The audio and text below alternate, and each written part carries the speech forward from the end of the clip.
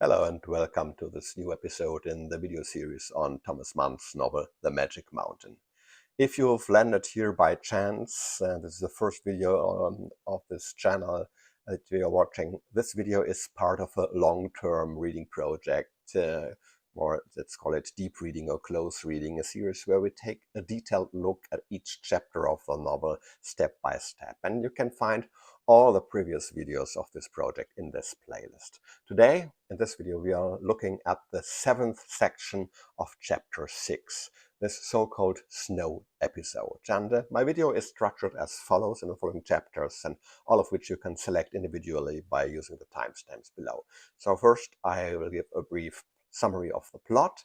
The second, I will talk about some structural elements of this episode, a three-part structure that I see, and that to my that I think is very obvious and at various levels in this episode as an important structural element. Then I will talk about the triple function of nature in this episode, and then I will focus on the vision that Hans has in this sort of hallucinatory daydream, and I will provide three different ways how to interpret this episode or this vision. Okay, to the plot. It's winter time at the Berghof, but the weather isn't doing what it is supposed to do, so daily, 5 times a day, the guests expressed unanimous dissatisfaction with the kind of winter they were having. That's how it is phrased in the translation that I'm reading. So there's too little sun, but too much snow, and the patients are becoming grumpy and disappointed. There are also hasty departures. Basically, this is nothing new. We have seen this before at some point in the novel, where the situation was not matching the expectations of the patient. So the irony is that in this clockwork-like world of the Berghof, the two core elements with which the Berghof, the sanatorium, advertises itself, so the climate and the recovery, these are the only two things that actually cannot be controlled or influenced at all. Okay, so Hans quickly tires of this all this lamenting and of this monotony, and he, instead of just lamenting or complaining or leaving, he wants to become active in other ways, and he is really drawn to the snow-covered mountains, to the landscape. So he's longing to go outside and explore this winter landscape. So he secretly learns to ski, and then, of course, with Settembrini's blessing, he practices and he sets off on a ski tour. So orientation is very difficult. So path and landmarks, and they are all covered by snow, and so he gets lost, and then the weather changes, and so all of a sudden he is in the midst of a snowstorm, and then so he really gets lost. But he manages to take shelter in the lee of a hut, where he fortifies himself with some port wine, and so that's probably not the best idea if you get lost in a snowstorm and if you're exhausted physically. So drinking a lot of alcohol. But so he, exhausted and slightly tipsy, he then has a dream that begins very idyllically, a sort of a South Sea idyll of an ideal, peaceful society, something like the mythical Golden Age. But then the dream quickly turns into a nightmare in which he witnesses a very gruesome ritual, a human sacrifice, where a child is torn apart and eaten in a cannibalistic ritual. So he wakes up very frightened, but then he quickly becomes relieved because he notices that, oh, it's all to be a dream, and also the storm has subsided, and the path and all the landmarks are visible again. So he sets off for home, and he felt safe to set off for his return. And um, during the return, in his way home, he starts to develop an explanation for the dream, and he comes up with this idea that, okay, so humans obviously have the potential for both, for life, for goodness, for gentleness, for a peaceful, idyllic way of life, but we also have the potential for destruction, death, and this sort of cruelty driven by our basic instinct. So these two opposites are obviously part of human nature. In fact, they only exist because of humans. So therefore, the humans are above these opposites and these counterpositions. And we can and have to and ought to control them and make decisions. So I quote from the text, so man is lord of counterpositions. They can be only through him, and thus he is more aristocratic than they.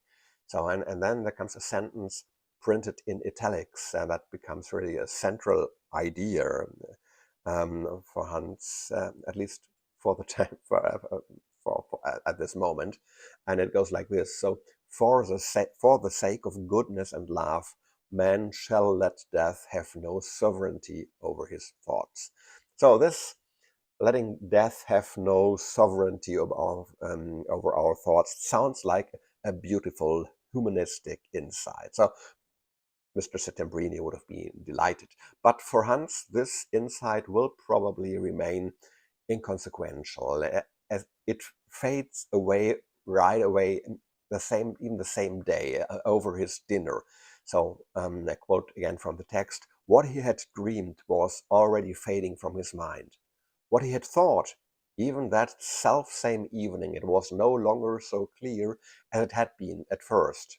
And I'd rather translate, he no longer really understood himself what he had thought that evening. Okay, let's move on to the structure. My impression is that this episode in particular is structured with an almost crystalline rigor and symmetry.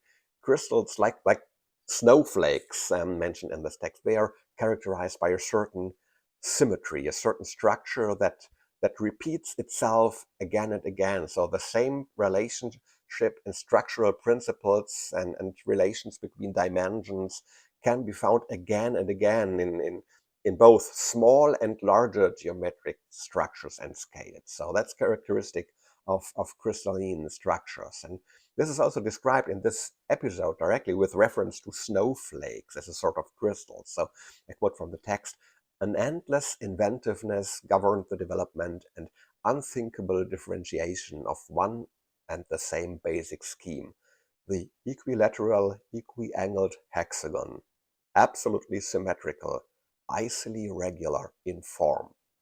And I got the impression that Thomas Mann used precisely this principle in the structure of this episode. So this principle of a certain repetitive structure. He had a tripartite structure, both on the macro level and also when zooming in on individual structural elements. So where we see that this tripartite structure appear. And so let's start with the structure at the macroscopic level. I think it's relatively easy to see this tripartite structure here. The first part of the episode prepares for the ski trip. Then the second part is the excursion, the ski trip itself with its crisis. And the third part is the resolution and the return. And each of these three stages can be broken down again into three subunits. So the departure part can be broken down into motivation, so the dissatisfaction with the weather and the climate, then the preparation, buying the skis and practicing, and then the action, starting this ski trip. Then the second one, the crisis, can be differentiated into three parts: the getting lost, then the near-death experience, and then the vision. And I feel also the resolution and return. So it has three parts. It's the awakening, then the reorientation, and then the actual return.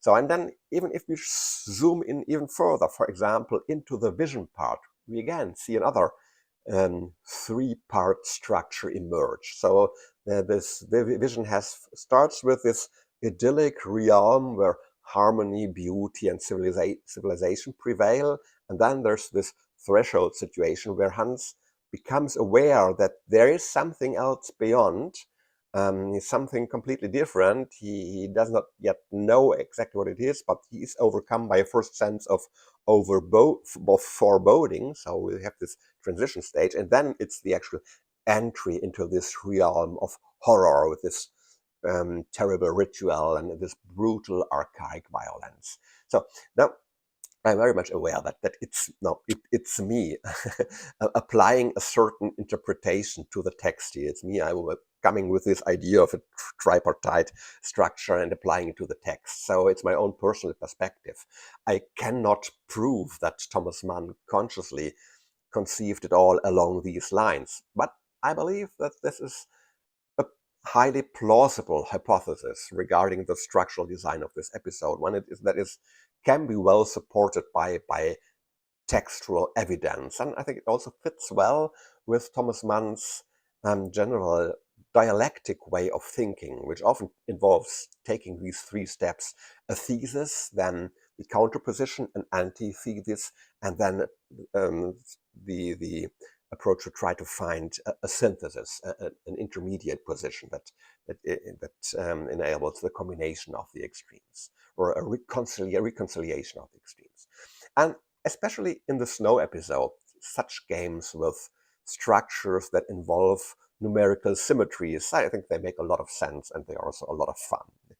Okay, I don't want to go into this any further here. I would just like to offer this as some food for thought and invite you to take a look at this structure at the episode and the themes, and how the different topics are dealt with. Just take a look at it through this lens of a dialectical tripartite tripartite structure. And I can't resist the temptation to use such a three-step processes or trials also as a guide in the following chapters of my video.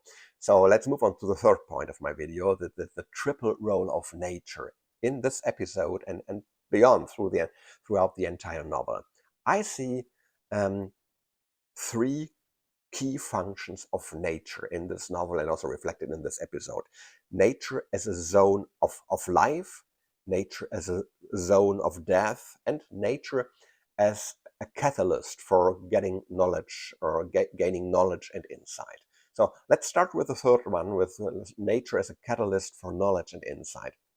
For me, the three most decisive moments in the novel are the places where the incidents where Hans actually has significant insights about himself and about the world and life and death and everything. They all are very clearly linked to experiences of nature.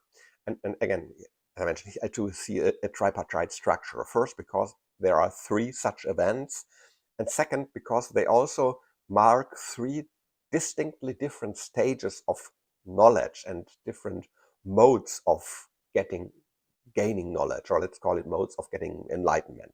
So let's go through them one by one. The first significant scene in this novel was this Hippe episode in the second chapter. So this was the first excursion of Hans into the mountain completely on his own.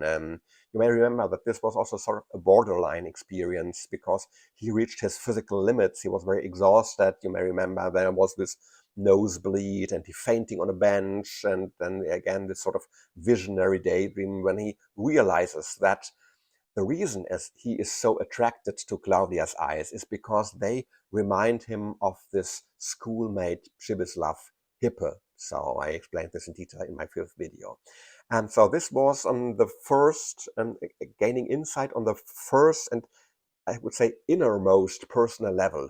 Who am I? What drives me? So what are the unconscious causes and drivers of my feelings and emotions and inclinations? So this is the object of the insight, and then the mode of gaining this insight is also on one specific level. It's on the sensual, erotic level.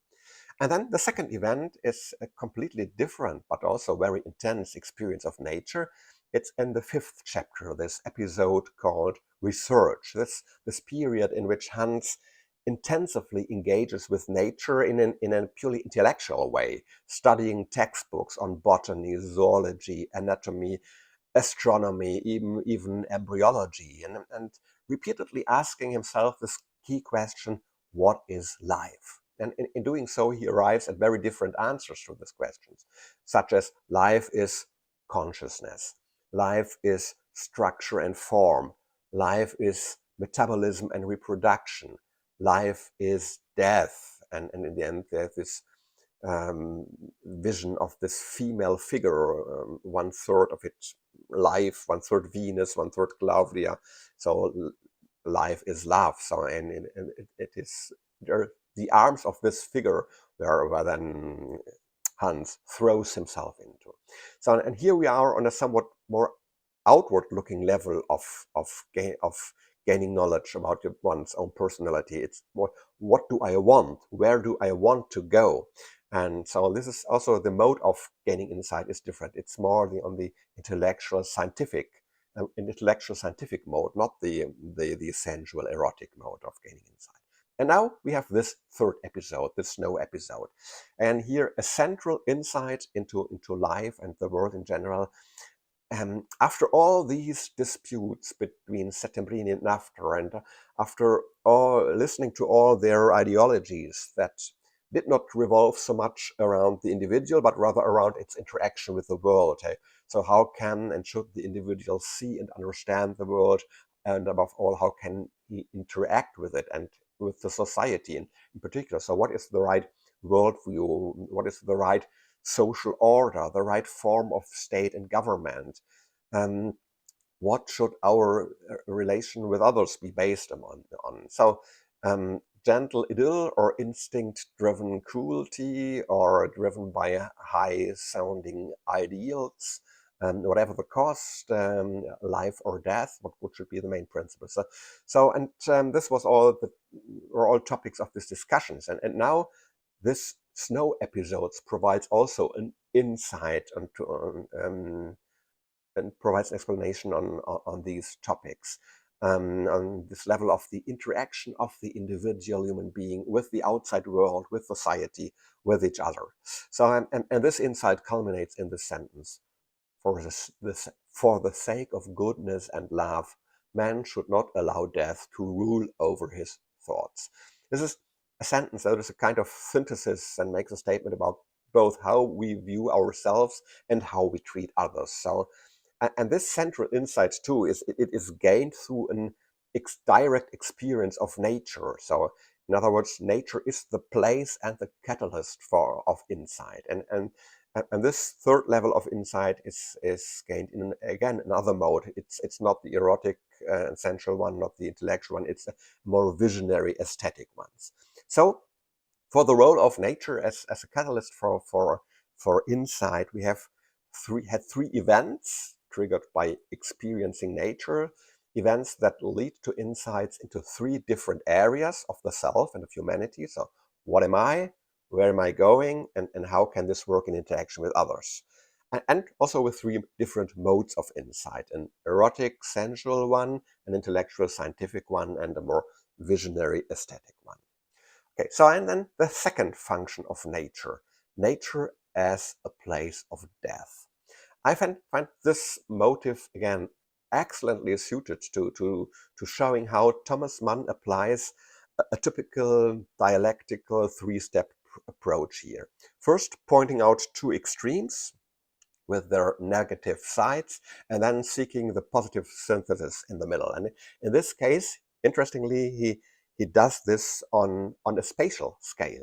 He shows us that nature on the macro scale and on the micro scale, in both spatial extremes, nature seems to be a death zone. It is indifferent towards human beings. It is even hostile to life and to human destiny. And so what aspect of nature is Thomas Mann using to show us? There's the snow, of course, because this is also the title of the episode. So on the macro scale, on the level of the large scale landscape, large spatial scale, snow is hostile to life, and it is deadly because it covers everything. It represents the structureless wasteland, the primordial chaos, and it destroys or annihilates all structures. So in the text, this reads as follows: it made him aware of the menace of the elemental, a menace not even hostile, but impersonally deadly, death-like silence of this wintry fastness. That, again, there's also talk of the temptation to carry the thrilling contact with these deadly natural forces up to a point where the full embrace was annihilating.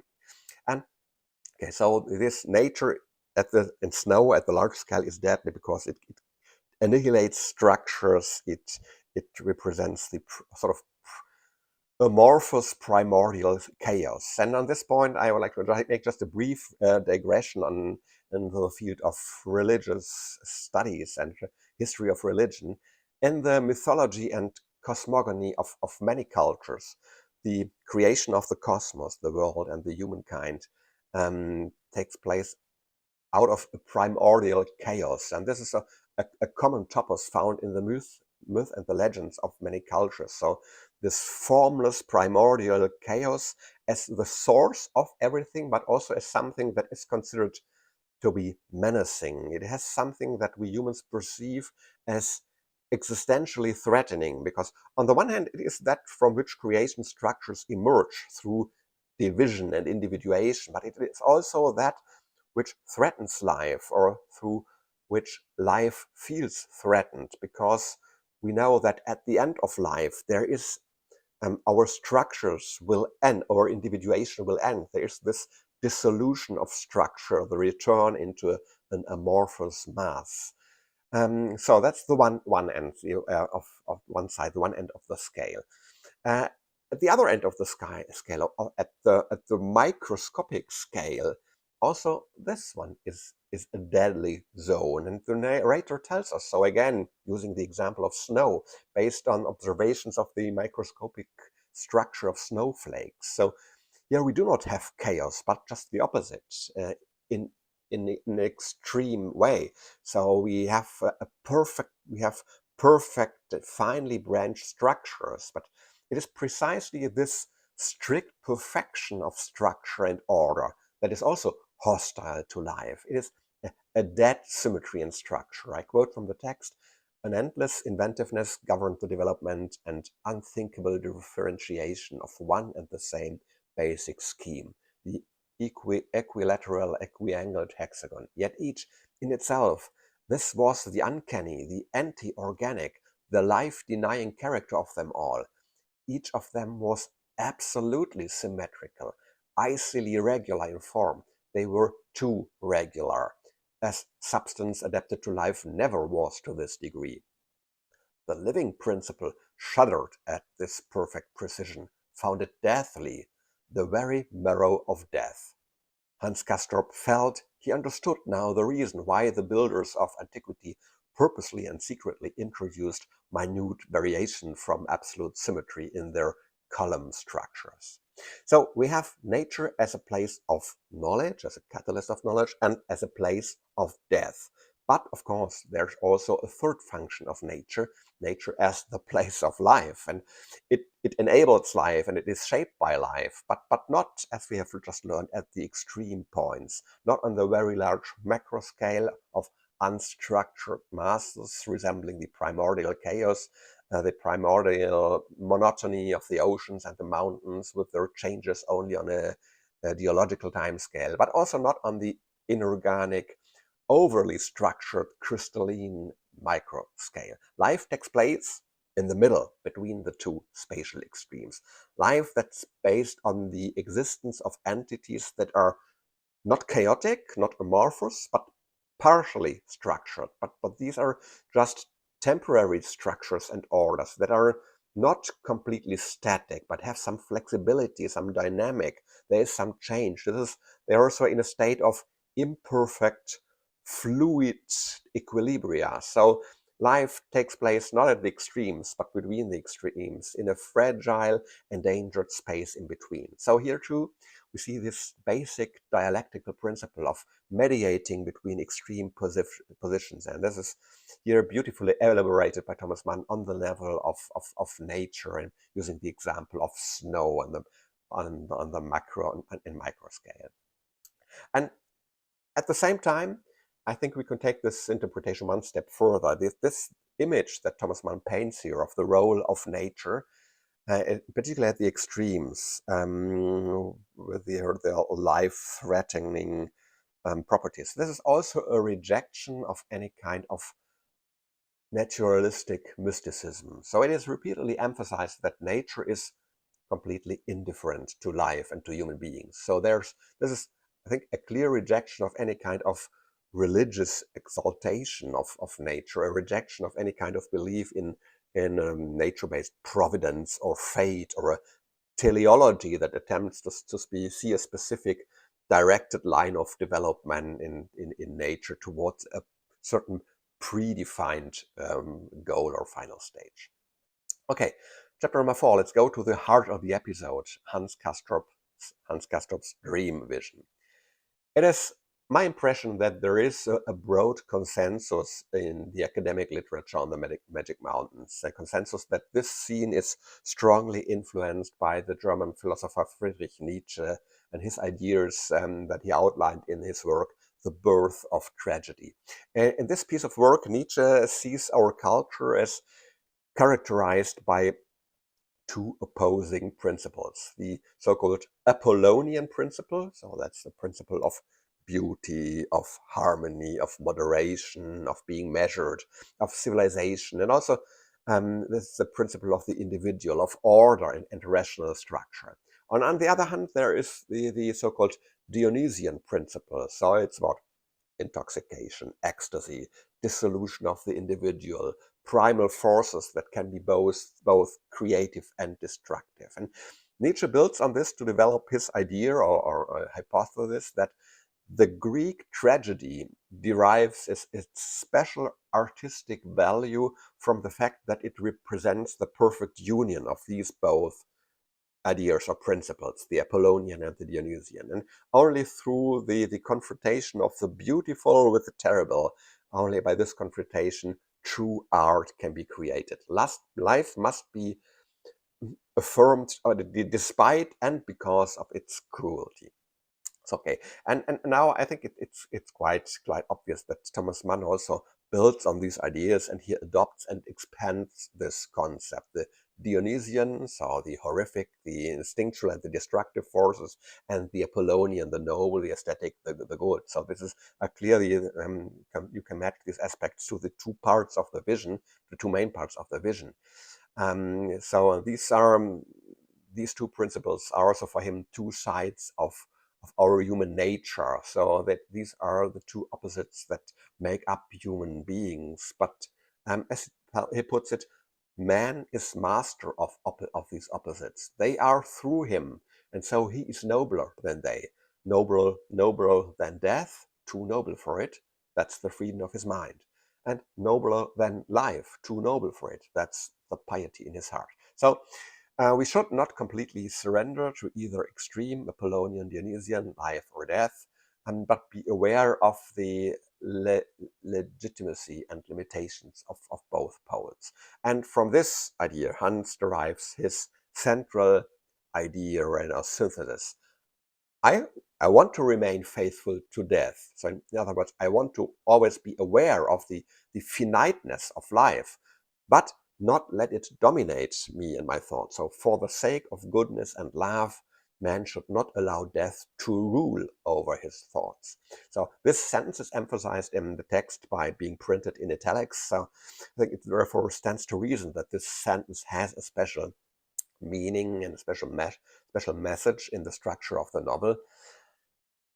Opinion among scholars differs as to how far-reaching this meaning is, and whether it also extends beyond the moment and beyond the person of Hans Castorp in the logic of the novel. There are a variety of different interpretations, but I think it will come as no surprise to you that this diversity can be roughly divided into three groups, three again. So the first one is the traditional humanist interpretation that reads this sentence as a programmatic statement by the humanist Thomas Mann. So it is seen as a kind of humanistic or humanist confession and as an appeal by the author to the readers. In the logic of the novel, that would mean that Hans Castrop's vision is a genuine educational experience, something that you would expect from a Bildungsroman, and a true gain in knowledge. So recognizing the contradictions of human nature, but integrating them with a focus on the aspects of love and kindness. So ultimately on the idea of humanity as a guiding principle, as an absolute value that the author is here proposing. So the counterposition or counter-argument is that, oh no, for an dyed-in-the-wool ironist like Thomas Mann, it's not at all possible that he would proclaim something like an absolute truth here. Certainly not in such a simple, banal sentence, because ultimately this is only just a variation of carpe diem and love your neighbor as yourself. So this could have been done much more simply without 700 pages of the novel and all these scholarly disputes between Septembrine and Nafta. And it does not fit with his overall approach of always working with a balanced positioning and position and counterposition, of shying always away from absolute truth, and always stating one thing, an affirmation, and then the opposite, of repeatedly emphasizing symbolically at various levels in this chapter that humanity has unfortunately no absolute points of reference or orientation, such as a divine truth handed down to us from heaven. All the novel is about rejecting this idea. And the fact that Hans Castorp already forgets this insight at his dinner, um, so the fact that it therefore remains completely inconsequential for the rest of the novel, all this clearly exposes it as just a pseudo insight. So the fact that the novel continues the search for meaning and orientation over another 300 pages after the snow episode, this clearly shows that this insight about goodness and love, it may sound beautiful, but ultimately it has no foundation, and certainly it's not an absolute truth. So ultimately, this line of argument, this counterposition, suggests that the entire positioning of this insight or pseudo-insight in this hallucinatory dream and its presentation as something rather banal, which is immediately forgotten, all of which these are strong indications that the agnostic Thomas Mann is showing here that even plausible and catchy sounding truth, they are an illusion without an ultimate justification, and there's no absolute certainty about the meaning of life and the right course of action for us poor human beings. Okay, and after these two opposing poles of interpretation, it should come at no surprise that in the spirit of the dialectical synthesis, there are also proponents of an intermediate position, which in short looks like this. So both previous corrections are previous positions are correct up to a certain point, to a certain degree. So the sentence is meant seriously as an universal truth and insight, but also the ironic attitude is correct. It's a tragic irony that even such a simple and obvious truth cannot be implemented by humanity in reality, and also it cannot be fully justified if one applies the highest principles of intellectual rigor. So the validity and the seriousness of this central insight is not questioned, not disputed, but its practical enforceability, this is highly doubted. So I don't want to tell you what my own position on this vision is.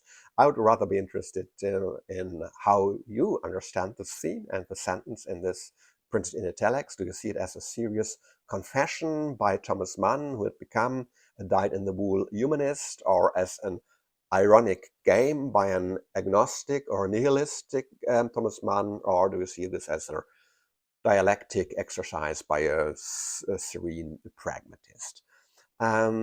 Please, leave your position, your ideas about this in the comments. I am very much looking forward to discussing this with you. And so this is basically the end of this interpretation of this video. Before coming really to the end, I would like to conclude with one final observation on the structure of this episode. For me, this dual nature, this duality of snow, is also reflected in the embedding of this dream vision in the episode.